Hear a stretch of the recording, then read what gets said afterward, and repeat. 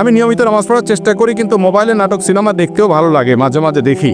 প্রশ্ন হলো, আমার নামাজ আল্লাহ তাআলা কবুল করবেন কিনা? মৃত ব্যক্তি যদি কোনো দেনাপানা থাকে, সেটা কি তার জন্য জানাজা পূর্বে মিটিয়ে দিতে হবে? ফজরের নামাজ জামাতে আপনার বউ বাচ্চা তাদেরকে নিয়ে বা যারা আছে তাদেরকে নিয়ে জামাতে আদায় করবেন, একা একা করবেন না। আর এটা মাঝে মধ্যে হতে পারে, নিয়মিত যদি এটা হয় তাহলে আপনি ভালো মুসলমান হতে পারলেন না। ফজরের নামাজ জামাতের সাথে যারা হাজির হয়, এরা হলো ওই এলাকার ওই মহল্লার ক্রিম মুসল্লি। ক্রিম মুসল্লি বুঝছেন? সবচেয়ে ভালো মানের মুসল্লি, ভালো মানের ইমানদার মুসলমান। যে মুসলমান ফজরের নামাজে হাজির হয়, যে মুসলমান অন্য ওয়াক্তে হাজির হয়, ফজরে হাজির হয় না, বুঝতে হবে এই মুসলমানে কি আছে, ভেজাল আছে। এই জন্য এই ক্লাসের মুসলমান হইতে হলে ফজরের জামাতে হাজির হইতে হবে। হঠাৎ একদিন আপনার মিস হতে পারে, এখন রাত 12টা পর্যন্ত যদি মোবাইল আর ফেসবুক টিপাটিপি করেন, তাহলে ফজর নামাজ চাইলেও জামাতে পড়তে পারবেন। এই জন্য আগে আগে ঘুমাইতে হবে। আগে ঘুমানো স্বাস্থ্যের জন্য উপযোগী, সুন্নাহসম্মত। দেরি করবেন না। মোবাইল টিপাটিপি করেন, দিনের বেলায় করেন। শয়তান দেখবেন মোবাইল টিপার মধ্যে সবচেয়ে বেশি মজাটা দেয় রাতে, ঠিক না? বিশেষ করে বিছানায় শুইবেন আর মোবাইলটা একটু আধা ঘন্টা 1 ঘন্টা টিপবেন না, এটা তো হতেই পারে না, ঠিক না ভাই? ঠিক। মোবাইলে মোনাজাত ধরে, মোনাজাত বুঝেন, এইভাবে 2 হাত দিয়ে ধরা মোনাজাতের মতোই তো। এরপরে টিপতে স্ক্রল করতেছেন, কোথায় যাচ্ছেন, কি খুঁজতেছেন নিজেও জানেন। আঙ্গুল খাওয়ার অবস্থা গোষ্ঠে, ঠিক না? এই যে রাতে বেশি মজা লাগে মোবাইল টিপতে, কারণ ইবলিসের টার্গেট হলো, তার প্ল্যান হলো, তার মিশন হলো আপনার ফজরটা ধ্বংস করা। সেই জন্য রাত্রে যদি যত দেরি করে শোয়াইতে পারে সে আপনাকে, তত তার উপকার। আপনি ভোর রাতে উঠতে পারবেন না, কষ্ট হবে। এই জন্য রাতে তাড়াতাড়ি শুইতে হবে। ফজর নামাজ কখনো মিস হয়ে গেলে বাসায় যারা আছে তাদেরকে জামাতের সাথে নামাজ পড়বেন, একা পড়বেন না। কারণ জামাতের সাথে নামাজ পড়লে একা নামাজ পড়ছে এতে 27 গুণ বেশি সওয়াব হয়। আপনি একটা জিনিস 1 টাকা দিয়ে যদি 27 টাকার সুবিধা পান, আপনি সেটা ছাড়বেন কোনোদিন? তাহলে জামাতে নামাজ ছাড়া একা কিভাবে নামাজ পড়া হতে পারে? এই চেষ্টা আমাদের থাকতে হবে। মৃত ব্যক্তি যদি কোনো দেনাপানা থাকে, সেটা কি তার জন্য জানাজার পূর্বে মিটিয়ে দিতে হবে? মৃত ব্যক্তির কোনো দেনা পাওনা থাকলে সেটা মিটাতে হবে, পাওনাদারের পাওনা পরিশোধ করতে হবে। জানাজার আগেই করতে হবে এমন বাধ্যবাধকতা নাই। অনেক সময় দেখা যায় পাওনাদার দূরে আছে বা এই মুহূর্তে মিটমাট করা সম্ভব নয়, তাহলে আপনি লাশ দাফন করার পরে করলেন হবে, কিন্তু আপনি যদি আগে করতে পারেন, সেই সুযোগ থাকে, অবশ্যই আগে করবেন। আর পরে করলেও আদায় হবে, কিন্তু এটা করতে হবে। শরীয়তের নির্দেশ হলো কোনো মানুষ মারা যাওয়ার পরে তার সম্পদ থেকে সর্বপ্রথম কাজ হলো পাওনাদারের পাওনা দেওয়া।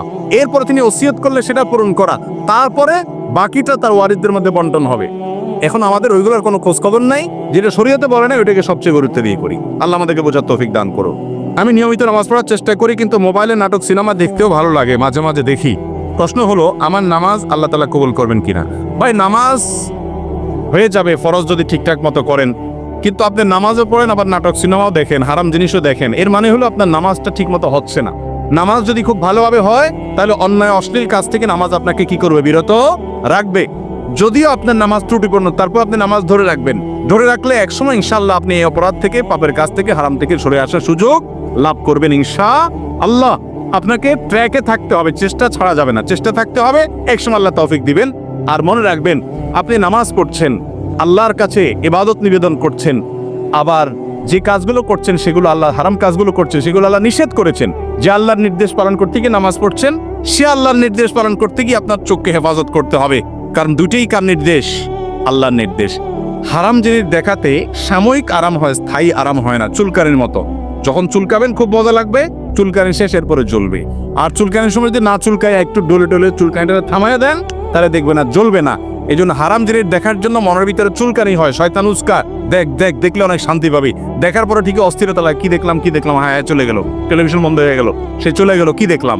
আপনার মনের ভিতরে অস্থিরতা আরো বাড়ে, কখনো মনের প্রশান্তি আনে না। এগুলো মানুষকে অশান্তি করে। যুবকরা শান্তি পাচ্ছেন না, ডিপ্রেস হলে ভুগছেন, আল্লাহর ছায়াতলে আসেন।